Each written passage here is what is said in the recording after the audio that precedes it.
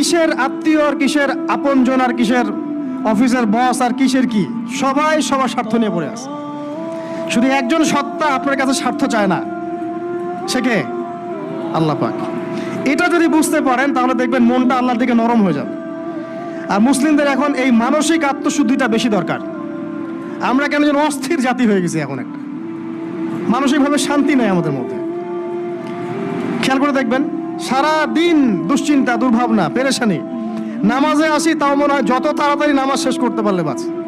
5 minute 4 রাকাত নামাজ, আর ইমাম যদি ভুলে 10 মিনিট পড়ায় তো চাকরি নট। খতিব খুতবা দিবে 30 মিনিট ঘড়ি ধরে বলে দিবে, ভুলে যদি 10 মিনিট বেশি দিয়ে ফেলছে, আজকে আসছেন ভালো কথা, হাদিয়া নিয়ে যান, পরের দিন আর আসেন না। অস্থির। অস্থিরতার কারণ দুনিয়ামুখিতা, আল্লাহ থেকে দূরে থাকা। অস্থিরতার কারণ কোরআন থেকে দূরে থাকা। অস্থিরতার কারণ নিয়মিত সুন্নাহর উপর আমল না করা।